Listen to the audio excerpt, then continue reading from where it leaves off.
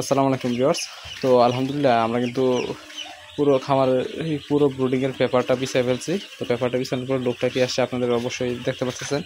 তো এরকমটা তো আলহামদুলিল্লাহ আমাদের ব্রুডারটা পর্যাপ্ত পরিমাণে বড় আছে।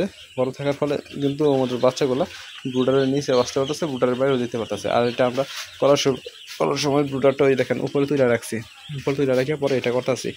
আর আরেকটা বিষয় যেটা আমি আপনাদের সাথে শেয়ার করব, এটা হলো খাদ্যের বিষয়টা। তো এই দেখেন আমি কিছু খাদ্য নিয়ে নিছি। তো এই খাদ্যগুলো কীভাবে দিতে হয় এবার ছিটায় খাদ্য দিবেন।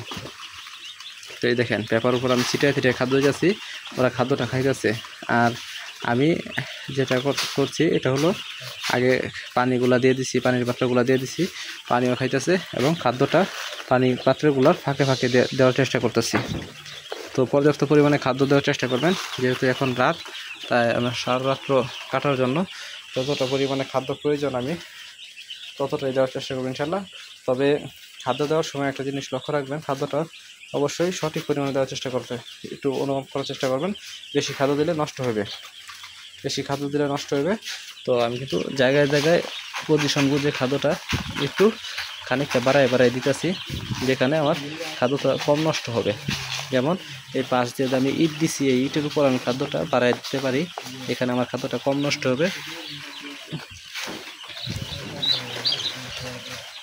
দেখেন এইভাবে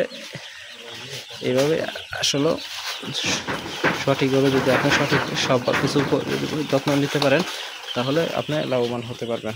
এবং আপনি যদি এই বিষয়গুলো যদি আপনি সঠিকভাবে খেয়াল না রাখেন, তাহলে আপনি অবশ্যই ক্ষতির সম্মুখীন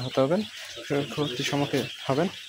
তো আমরা মাঝখানে একদম মাছ বরাবর একটা বড় খাদ্যের পাত্র দিয়ে দিছি।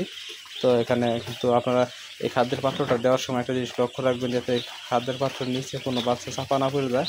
তো এমনটাও আমাদের সাথে ঘটছে প্রথম, তাই আমরা এটা খুবই সতর্কতার সহিত দিয়ে থাকি। তো এটা আমরা দেওয়ার পরে কিন্তু চেক করে দিলাম, দেখতে পাচ্ছেন। তো আরও একটা আমাদের খাদ্যের পাত্র আছে, ওইটাও দিয়ে দিব ইনশাল্লাহ।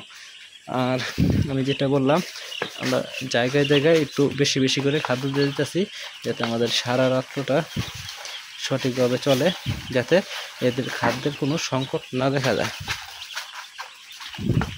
এই দেখেন, তো আমরা জায়গায় কিন্তু পর্যাপ্ত পরিমাণে খাদ্য দিয়ে দিচ্ছি সারা রাতে, যাতে খাদ্যের কোনো সংকট না থাকে।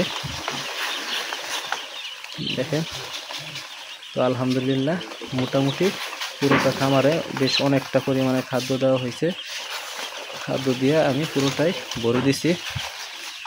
দেখেন আমার ইয়াতে যত খাদ্য ছিল আমি কিন্তু মোটামুটি সবই দিয়ে দিছি,